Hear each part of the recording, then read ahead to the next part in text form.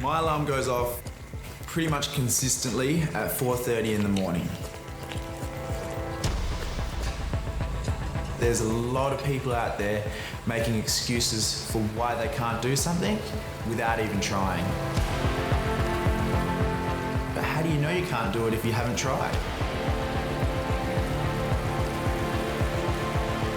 My name is Brant Garvey, and this is my story.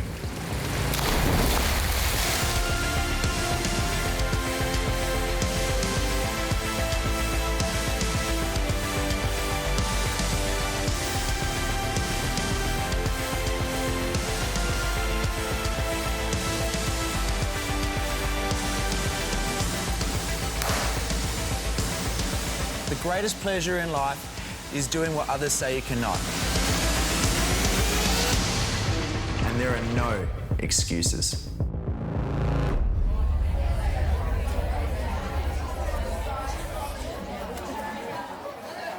I was the guy in school that was terrified of public speaking. If there was even just a question being asked by the teacher, I would hide behind the person sitting in front of me so that there was no way they would ask me. I always like to go back to the beginning when I start my story. Before I was born, my mum had an ultrasound and she was told that everything checked out okay, and then I came out as an above-knee amputee. I would have thought that 2 arms and 2 legs would be a major checklist item on an ultrasound, but apparently this wasn't the case back in 1985. Morning, guys. How you doing? Hello. This is worth it for another hug. Yeah, exactly. Most hugs I've ever had. It was about 12 o'clock that we went up to the hospital at night. It was night, was it? Yeah. Yeah, so we went up to the hospital and he was born a couple of hours later. I looked at him and I thought, there's something missing, I can't see the other leg and stuff like that. And then I had a look and I could see that it wasn't there. And then I looked at the nurses and the doctors and they were thinking, how are we going to tell them what's going on? The doctor came over and said, oh, there's a small problem, and he showed me the leg, and I just sort of went, oh. Friends would come in and they'd say, oh, what's the problem with the baby? And I would just take off the blankets and show them, and it was just a matter of getting them to realise it wasn't such a big deal. It took me a little bit longer than most to learn to walk, and so my parents got me the trolley, and I would use this to balance. At the age of 2, I apparently pushed the trolley away and then started walking without it. I was never bullied at school. I was never embarrassed about my leg. I never tried to hide it. I've worn shorts every day that is socially acceptable, and that was all about me being comfortable with the fact that I had one leg and showing people that I was comfortable with the fact that I had one leg. I think that openness took away any ammunition that people who wanted to bully me had, because they couldn't tease me if I didn't care. There's plenty of people that have made jokes about it. I mean, constant one is, hey Brant, you're legless. And you know, I've heard that probably about 1 trillion times through my lifetime, and still try and give them the same laugh that I did for the first one. I went to the phone to call Brant, but I got too upset. And my mum was bawling her eyes out. She was not even able to form a sentence. Lee couldn't do it, so I picked up the phone to call Brant. They were wrong, what the doctor said. I just sort of really thought that she was going to die. That was the saddest part, wasn't it?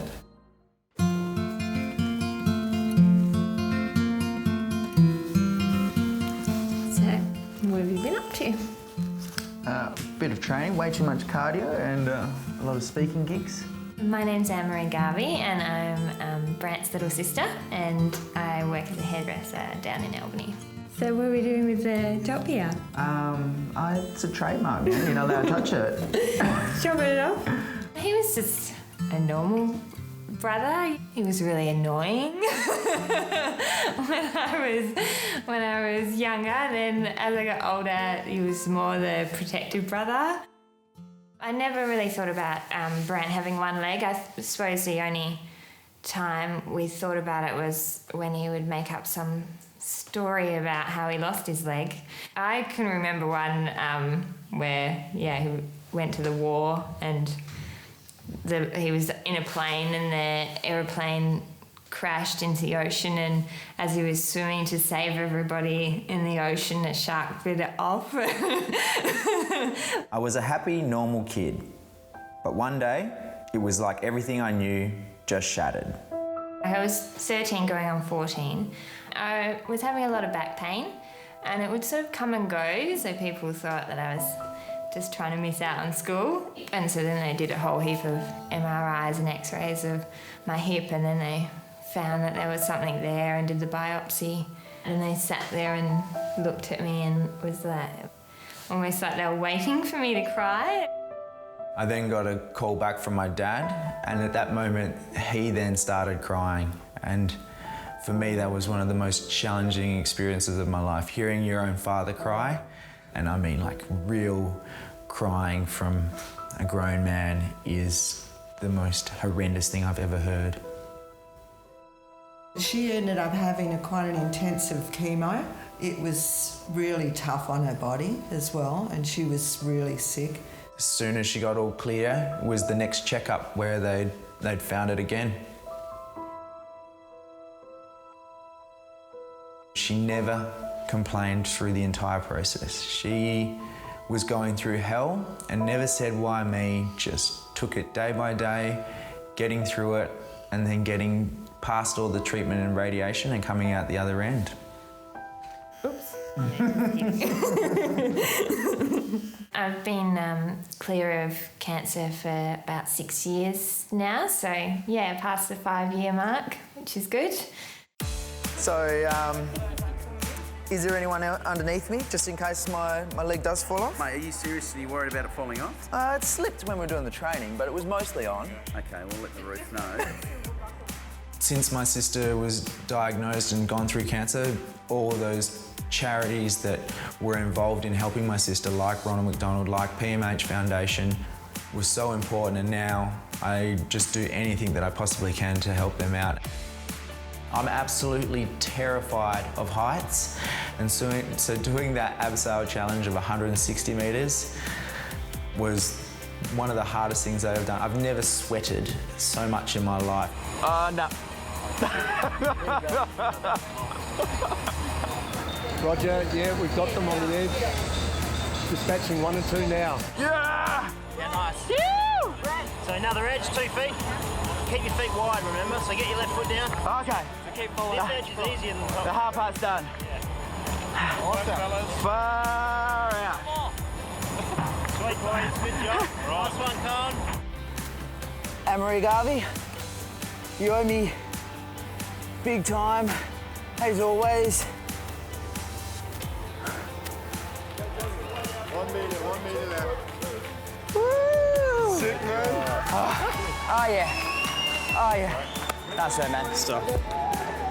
I think it's probably against the rules for a sister to admit that they're proud of their brother. But yeah, he's doing well.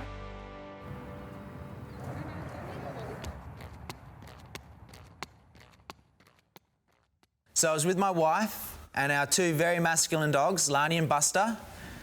One is a Pomeranian, and that's not the embarrassing one, guys. The other is a Choodle, which is even hard to say with a straight face. I turned to my wife and I said, I'm going to try running. So I set off. I wouldn't have made it more than a single step before my artificial leg flung off into the air. I used my face to break my fall, and my dog Buster ran off. No one would have challenged or questioned me for giving up running after my first attempt. But I decided to go back the next day, and I was able to keep the leg on this time, and I was able to push it out to 10 metres, and then to 50.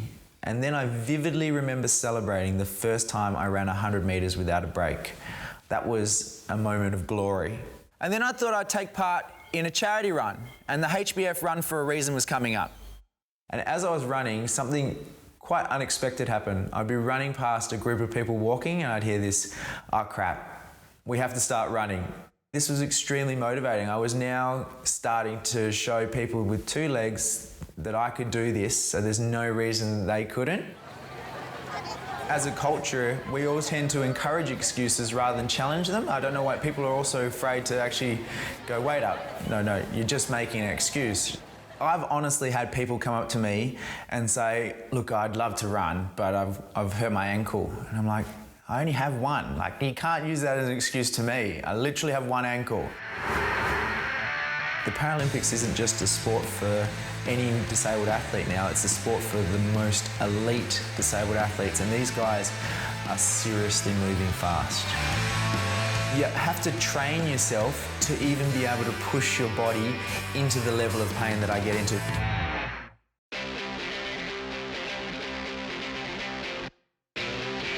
The start of a para-triathlon kind of looks like an emergency department. So everyone's there on crutches, wheelchairs, whatever their chosen weapon is for the day.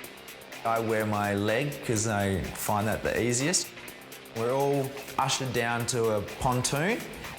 We start in the water because of the different disabilities. Not all of us can run from the beach.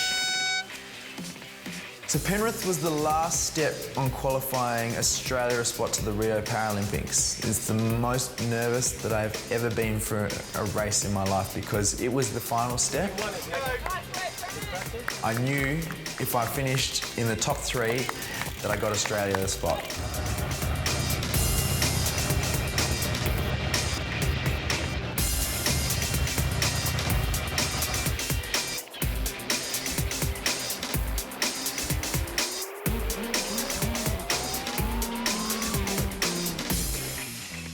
How do you think he's going now?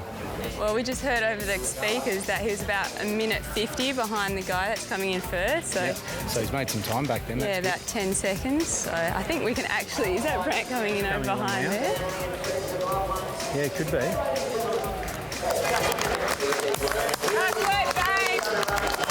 The biggest relief that I've ever felt in my life. My wife was there to give me a massive hug at the end of the race.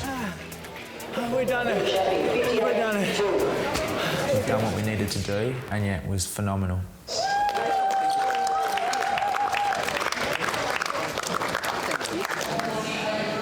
Before I started looking into what was required to get to Rio for the Paralympics, I was like, you know, I can swim, I can ride, I can run okay on one leg. Surely I should be able to go to the Paralympics. And then I found out what was involved, and it was so far from my reality. Yeah, so the costs associated with an above-knee athlete trying to take on triathlon are ridiculous. It's $20,000 for a blade leg, which is the running leg, and then $20,000 for a cycling leg. I was having to spend huge amounts of money on leg costs and then also travel costs associated with trying to get ranked in the top few in the world. We ended up having to borrow from my parents and my wife's parents and just scrape it on by. In January this year, I broke my running leg. Hydraulic fluid went everywhere. It was completely cooked and I was devastated. 3 months later, my cycling leg snapped. I really thought my dream was over. I couldn't afford to fix them and I couldn't compete in Rio without them. I needed help. These were the toughest moments, so just questioning everything. And my wife was obviously scared about how we were going to make ends meet. She'd been told that you couldn't get sponsored as a disabled athlete. And in my darkest hours, I then got asked if I could shoot this video to help with the crowdfunding campaign. So I'm about to start drying myself off, and there's a letter on the chair that says, "Hey, Brant." And then he starts like nudging the camera down at the letter, and I'm like, what is he doing? And he's like, "What's that, Brant?" What's that there, mate? I'm like, it's a letter. I didn't want to read it while we were shooting. I don't know what it is. What is And the letter was from HBF saying that they were going to support me, bridge the gap between what was raised through the crowdfunding campaign and what I needed to get to Rio so that I didn't have to worry about funding the journey anymore. My run to Rio is back on track. Wow. Holy jeepers. This is amazing. I'm speechless. And that doesn't happen for me. I get to concentrate on a dream that I've had for 3 years and focus solely on that and get to make it a reality. People would stop him in the street and say, Brant, you've inspired me. I didn't sleep in today. I went out for a walk, I went out for a run, and I went for a swim, I went for a bike ride, I played some sport. As a community, people have got behind him and said, you know what, if this guy with one leg can do it, I can do it. That's so sweet. Might be able to get a full 8 hours sleep now for once, so that'll be good.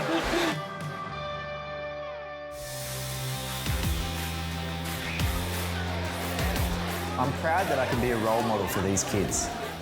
It's not about them going to the Olympics or about being a great athlete. It's about them being healthy and happy and believing in themselves. Good technique. She looks like a runner. Is she a runner? No. I don't want her to beat me, that's all.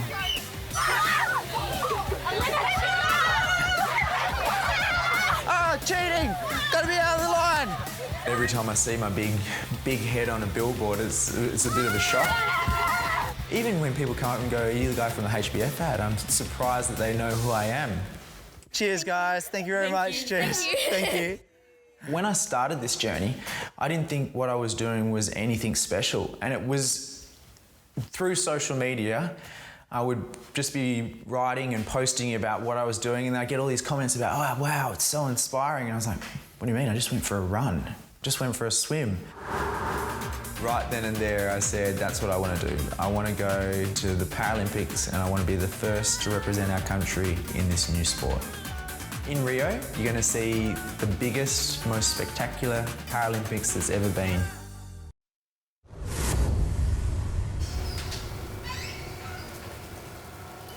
Walking through those front doors was actually really scary. So let's go back and start from the beginning. I brought to the prisoners the message that if people may doubt you and people may tell you that you've done something or you can't do something, and I wanted to show them that I'm a living example that you can prove those people wrong and really surprise people.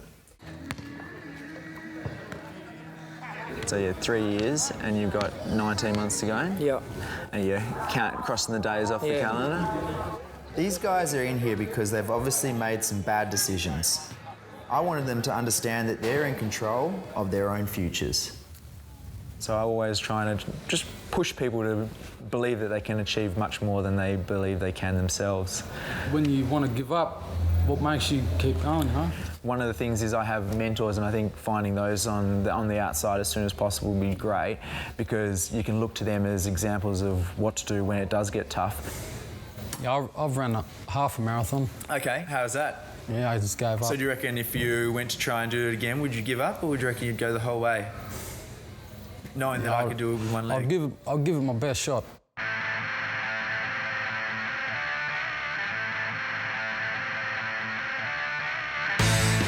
Paralympics isn't just a sport for any disabled athlete now, it's a sport for the most elite disabled athletes, and these guys are seriously moving fast. You have to train yourself to even be able to push your body into the level of pain that I get into. To give you an idea, it's the point where everything is hurting so much that all you're telling yourself is that you have to stop. Your entire body, mind is telling you that if you don't stop now, you're going to break something. Cramping in the legs, your heart feels like it's going to explode, you can't catch your breath. You're continually fighting with the human body trying to protect itself. The Ironman was when I decided to really challenge what I and other people thought was possible with one leg. And when things got so painful, like when my toenail was falling off and I could feel it every step, when every part of my body was screaming stop, including my mind, all I'd have to do is think about my sister and the fact that she didn't complain, and therefore I had no right to complain. I ended up finishing the first Ironman in 11 hours, 49 minutes and 20 seconds. I was the first Australian above knee amp to complete a full Ironman, and I did it in a world record time, so no above knee amp has beaten me yet. The Ironman was about endurance, but the triathlon is about speed. Speed and strength. It's a 750 metre swim, followed by a 20 kilometre bike ride, and finishes off with a 5K run.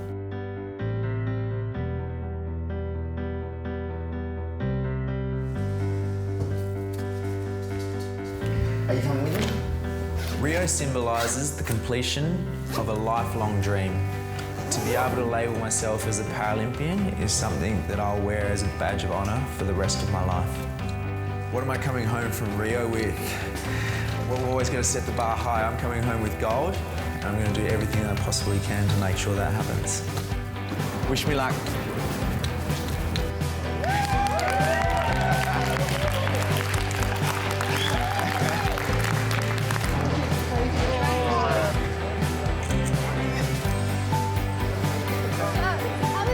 Thanks for coming down. Thank you. Thank you very much. No fear. No limits. No regrets. Thank you. Cheers. Sorry. No excuses. See you at the finish line.